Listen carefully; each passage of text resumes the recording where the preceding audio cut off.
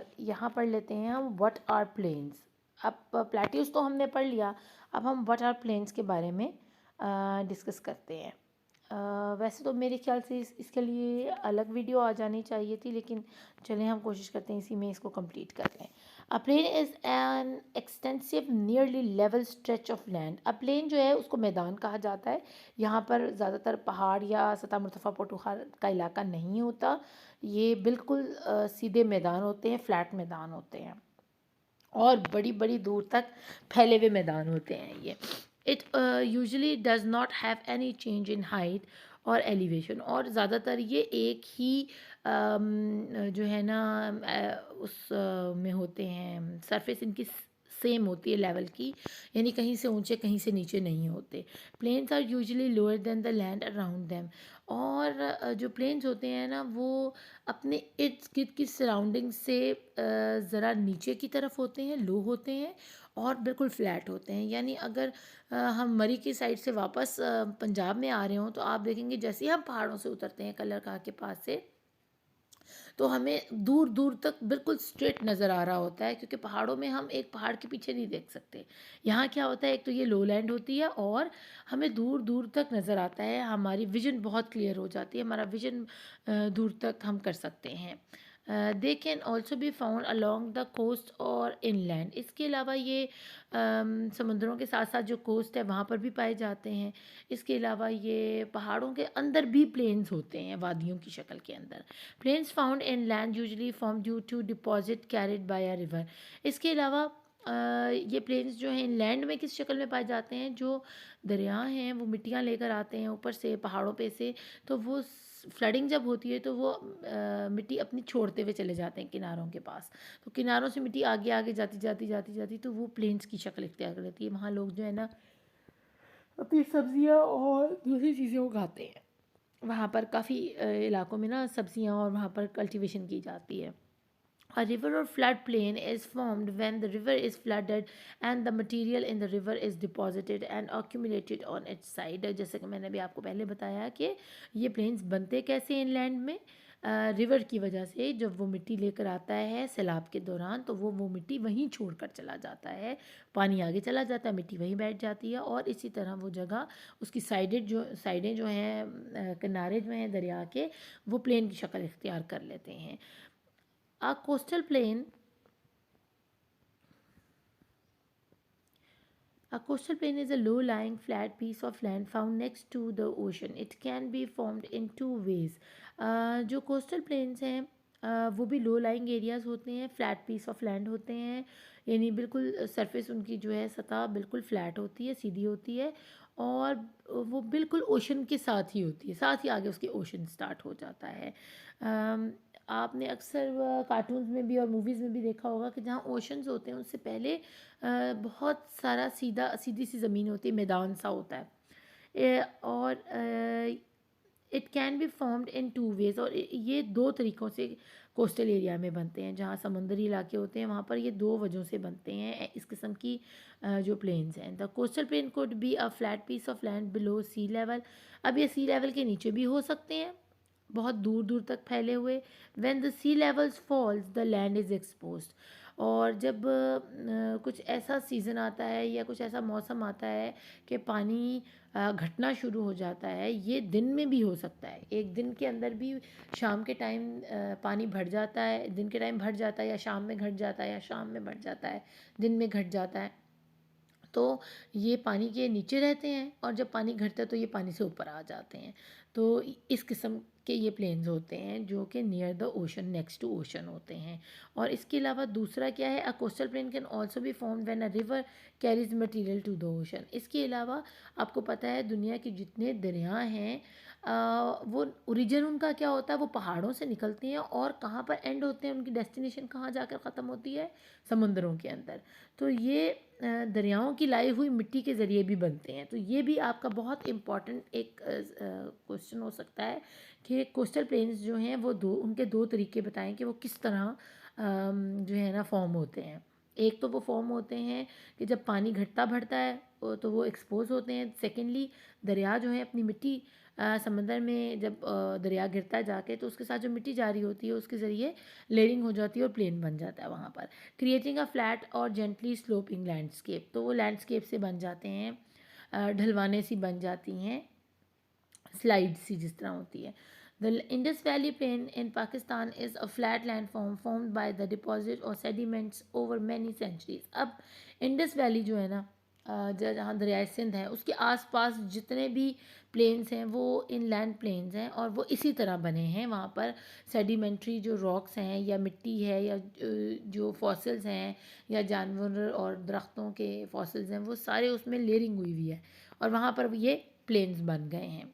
Most of the plain lie in the region of Punjab. इसके अलावा ज़्यादातर एरिया जो प्लेन्स का है वो पंजाब है। मैदानी इलाका अगर देखा जाए ना तो सबसे बेहतरीन मैदानी इलाका पंजाब है, क्योंकि यहाँ पर बहुत ज़्यादा इलाका जो है ना वो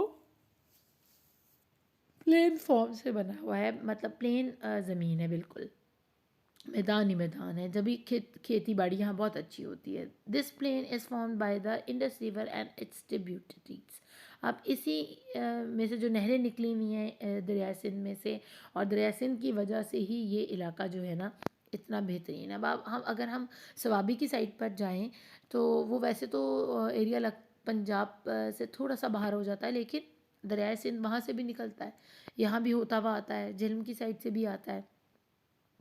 तो बहुत सारी इसकी ट्रिब्यूटरीज़ हैं जहाँ से काट काट के दरियाए सिंध को छोटी छोटी नहरें और दरिया केनाल वगैरह निकाले हुए हैं ना, तो उसके आसपास जितना इलाका बनता है वो सारा प्लेन का इलाका बनता है। आगे पढ़ लेते हैं इंपॉर्टेंस ऑफ प्लेन्स। अब ये प्लेन्स की अहमियत क्या है, ये क्यों इतने इम्पॉर्टेंट हैं, तो स्टडी करते हैं। Plains are often well populated regions because the soil is suitable for agriculture. सबसे बड़ी वजह मैदानी इलाके में रहने की ये है, ज़्यादातर लोग यहाँ क्यों आबादकारियाँ करते हैं, यहाँ क्यों गुंजान आबाद इलाका है ये, क्योंकि ये ज़राअत के लिए बहुत बेहतरीन है, यहाँ पर बहुत अच्छी सी फसलें उगाई जा सकती हैं। The land is also conveniently flat, so roads and railways are easily built। अब दूसरी इसकी बेहतरीन वजह क्या बनी कि लैंड क्योंकि बिल्कुल बहुत बेहतरीन तरीके से फ्लैट है, कहीं से ऊंची नीची नहीं है, तो यहाँ पर सड़कें भी बहुत बेहतरीन तरीके से बनती हैं और ये रेलवे की पटरियाँ जो है ना वो भी बिछानी आसान है। रेलवे चलाना भी, ट्रेन चलाना भी यहाँ आसान है एज़ कम्पेयर टू अगर देखा जाए पहाड़ी इलाके के नॉर्दर्न साइड के, तो वहाँ पर रेलवे ट्रैक्स जो है ना वो बड़े ख़तरनाक हैं। तो प्लेन्स के अंदर रोड्स और रेलवे ट्रैक्स बहुत इजी हैं बिल्ड करना। The Indo Gangetic plains for example is the most populated region in the world. अब अगर इंडो प्लेन को हम देखें तो वो इतना बड़ा प्लेन है पाकिस्तान का, बल्कि पूरी दुनिया का, कि सबसे ज़्यादा दुनिया की आबादी जो है ना वो इस एरिया में है, इंडो जेनेटिक प्लेन में। यानी ये मैं आपको बताती हूँ कि पाकिस्तान से बाहर निकल के भी ना ये एरिया बनता है और बहुत बड़ा इलाका है जहाँ पर ये लोग आबाद हैं। इसमें इंडिया का भी आ जाता है हिस्सा, इसमें कुछ चाइना का एरिया भी आ जाता है, अफ़गानिस्तान का थोड़ा सा एरिया आ जाता है। तो ये बहुत यानी इंडो पाक में जितनी ये है ना इलाके वो प्लेन्स में आ जाते हैं जो कि मोस्टली पॉपुलेटेड रीजन है। It comprises the flood plains of the Indus, Ganga and Brahmaputra river system. और ये किस वजह से ये प्लेन्स बने हुए हैं, ये सारे दरियाओं की वजह से जो है ना मैदानी इलाकों में तब्दील हुए हैं। उसमें दरिया सिंध है, गंगा है, ब्रह्मपुत्र है, ये बड़े बड़े दरिया हैं। आप जिसमें मैंने आपको बताया ना कि ये इंडिया और ये सारे बड़े इलाके जो है ना ये सब प्लेन्स में आते हैं। It covers the northern and eastern part of India. India का ये नॉर्दर्न ईस्टर्न पार्ट जो है कवर करते हैं। द मोस्ट यानी जनूबी कह दें और शुमाली कह दें तो ये सॉरी जनूबी और मशरक़ी इलाका जो है ना वो कवर करते हैं सारा। The most populous part of the Pakistan almost all of Bangladesh. इसके अलावा पाकिस्तान का तकरीबन ज़्यादा पॉपुलेटेड एरिया जैसे पंजाब है, सिंध है, और इसके अलावा बांग्लादेश जो है ना बहुत बड़ा इलाका है, वो प्लेन के ऊपर वाक़ है, क्योंकि वहाँ पर चावलों की फसलें होती हैं, बहुत ज़्यादा फसल वहाँ भी उगाई जाती है। और पॉसिबिलिटी वहीं फसल की ज़्यादा अच्छी होती है जहाँ पर प्लेन्स हों, मैदानी इलाका हो. It's fertile alluvial soil is the primary reason for such a high concentration of people. और ये जो लोगों ने गुंजान आबाद इलाके किए हुए हैं, दरियाओं के पास आबादियाँ हैं, आपको पता है सिविलाइजेशन जितनी आज तक की बड़ी बड़ी सिविलाइजेशन वो सब दरियाओं के पास आबाद हुई. क्यों हुई? क्योंकि दरियाओं की मिट्टी की वजह से वो ज़मीन इतनी ज़रख़ेज़ थी, मिनरलाइज थी कि वहाँ पर दुनिया जहान की सब्ज़ी और फसलें और अनाज और फ्रूट उगाने का लोगों को मौका मिला और वहाँ पर फलने फूलने का बहुत मौका मिला. और पानी क्योंकि सोर्स ऑफ लाइफ है, तो धोने कपड़े धोने के लिए, बाथिंग के लिए, आपके फसलों को पानी लगाने के लिए, घर के इस्तेमाल के लिए, हर तरह के लिए पानी उनको अप्रोच करना आसान था. और एलोवियल सॉइल जो होती है वो फर्टाइल सॉइल को कहा जाता है, जो बहुत ज़्यादा हैवी मिनरल रखती है. इसलिए लोग जो है ना ज़्यादा दरियाओं के पास आबाद थे. Cultivation along the flood plains of the Tonle Sap river Cambodia का ये नीचे इलाका दिखाया जा रहा है आपको पिक्चर के अंदर. और यहाँ पर देखें कितना एरिया जो है ना प्लेन है और कितना खूबसूरत लग रहा है. देखें बिल्कुल स्ट्रेट जगह हैं ये, ठीक है ना. और आप अगर यहाँ खड़े होते हैं तो आप दूर तक जो है बड़े आराम से देख सकते हैं. और बहुत हरियाली और कितना सूटेबल है फॉर इरिगेशन और एग्रीकल्चर कल्टीवेशन वगैरह के लिए. अब हमारा लास्ट 2 टॉपिक्स रह गए हैं, उसको कंप्लीट करते हैं. और माशाल्लाह हमने जो है ना अपना ये चैप्टर कंप्लीट कर लिया है. What are valleys 3.8. A valley is a long depression surrounded by higher ground on the side. अब डिप्रेशन होता है दबा हुआ इलाका, लो इलाका जिस पर ज़ोर डालकर दबा दिया हो. जैसे आप देखें आपके पास एक स्पॉन्ज है, फोम जिसको कहते हैं. आप अगर उसकी सेंटर वाली जगह को अपनी उंगली से दबाते हैं या फिंगर से प्रेस करते हैं, या आप किसी छोटे से ढक्कन के साथ आप लिड ले लें किसी भी बॉटल की, उससे प्रेस करते हैं, तो उसकी इर्द गिर्द की सारी जगह जो है ना वो ऊपर की तरफ उठ जाएंगी. ऐसे करके ऊपर की तरफ उठ जाएंगी और अंदर वाला एरिया जो है वो धंस जाएगा, ठीक है ना, वो प्लेन हो जाएगा बिल्कुल. तो ऐसे ही डिप्रेशन को, लॉन्ग डिप्रेशन को कहा जाता है, जिसके इर्द गिर्द पहाड़ हों सारे और दरमियान में सीधी मैदान सा हो, उसको वैली कहते हैं या वादी कहा जाता है. अब आपको ऊपर ये पिक्चर में दिखाया जा रहा है ब्रह्मपुत्र रिवर, गंगा रिवर. ये हमारे जो मैंने लास्ट अभी 3.7 पढ़ी है, ये उनके प्लेन्स के बारे में बताया जा रहा है कि ये कहाँ कहाँ प्लेन्स वाक़ हैं. ये जितना ग्रे एरिया आपको नज़र आ रहा है ये सारे प्लेन्स हैं और ये बने हैं ड्यू टू दीज रिवर्स, जिसमें गंगा, ब्रह्मपुत्र और इंडस रिवर है. अब आगे बढ़ लेते हैं 3.9. Type of valleys. अब वैलीज़ कितनी टाइप्स की होती हैं, इसको हम यहाँ से स्टार्ट करते हैं. There are 2 types of valleys, the V shaped valley and U shaped valley. अब वैलीज़ ये भी बहुत इंपॉर्टेंट है, आपसे ये क्वेश्चन पूछा जाता है अक्सर. आता है ये क्वेश्चन के टाइप्स ऑफ वैलीज़ बताएं. तो देयर आर 2 टाइप्स. एक तो वी शक्ल की वैलीज़ होती हैं और दूसरी यू शक्ल की वैलीज़ होती हैं. Rivers and streams cut steep walled and narrow depression in the land which from far look like the letter V. अब क्या होता है कि दरिया या छोटी छोटी नदियाँ जो हैं वो काटती हुई चली जाती हैं, इस तरह करके. इधर से भी एक नदी आ रही है, इधर से भी एक नदी आ रही है, ठीक है ना. और ये इधर सारे पहाड़ हैं और एक इधर से दरिया आ रहा है, एक इधर से दरिया आ रहा है. अब अंदर का जितना इलाका है ना वो प्लेन है और वो उसको हम कहेंगे यहाँ यहाँ पहुँच कर ऐसे वी की शक्ल में यहाँ सारे पहाड़ हैं, इधर भी पहाड़ हैं, इधर भी पहाड़ हैं.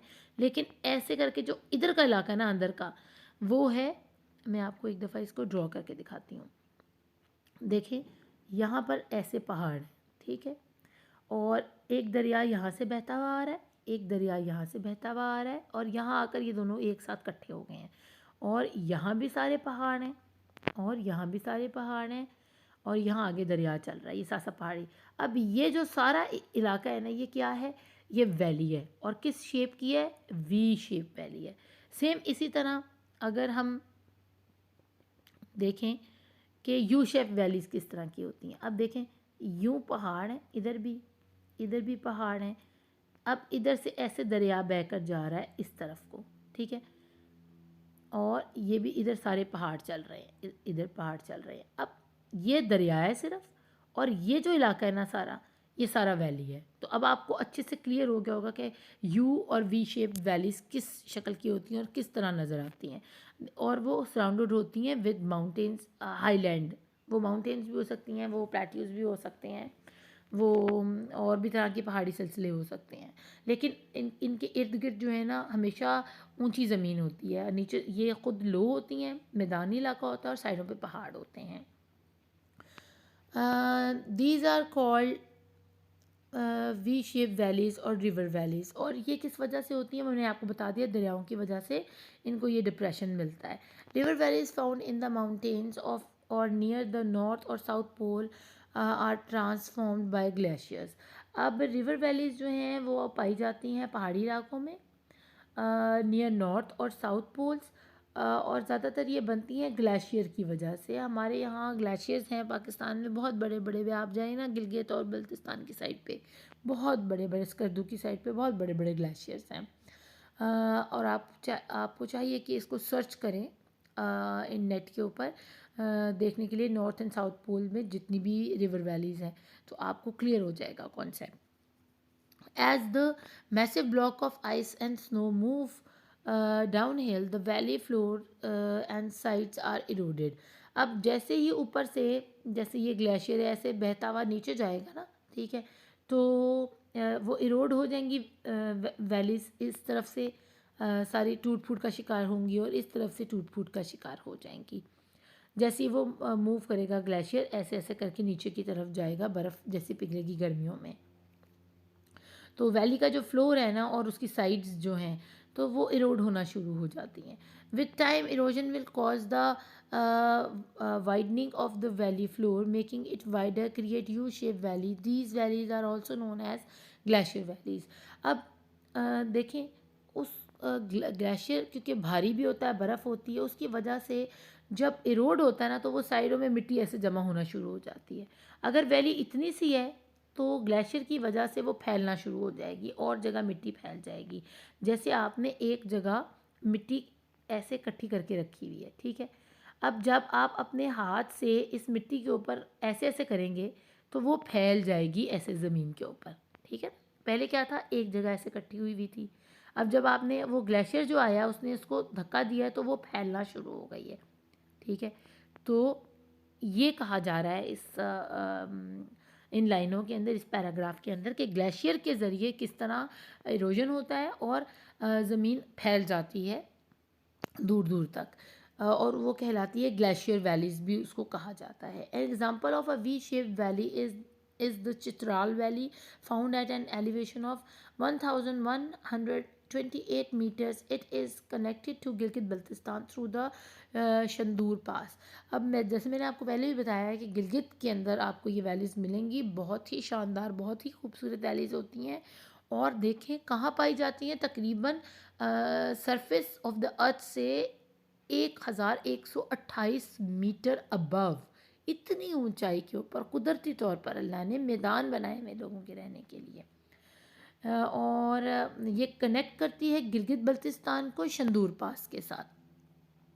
शंदूर पास क्या है, पास कहते हैं पहाड़ों के दो ऐसी जगहों को ऐसे करके, देखें ना, ये पहाड़ है और एक ये पहाड़ है, अब इसके अंदर ये जो रास्ता जा रहा है ना इसको पास कहते हैं। तो शंदूर पास और गिलगित जो है ना उसको आपस में मिलाती है ये वैली। अब आगे पढ़ते हैं। एन एग्जाम्पल ऑफ सॉरी यहाँ से नहीं, it is a popular tourist area where the famous polo festival is played on the world's highest polo ground in Shandur.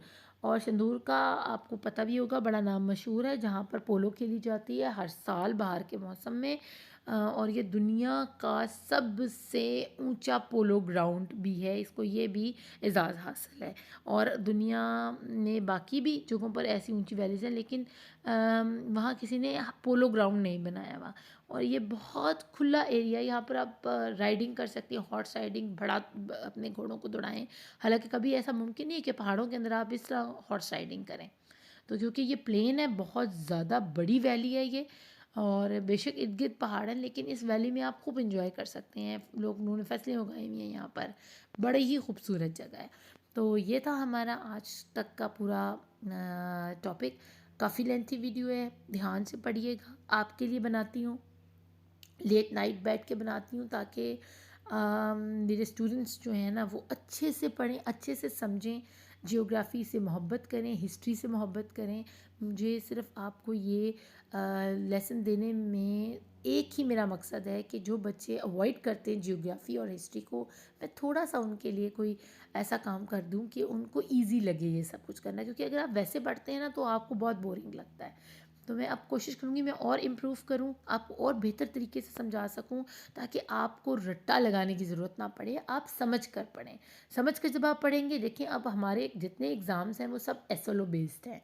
आपको पता है आप गैरिजन के स्टूडेंट्स हैं, आपने रट्टा नहीं लगाना। आपको जो चीज़ समझ आती है kindly explain in your own words.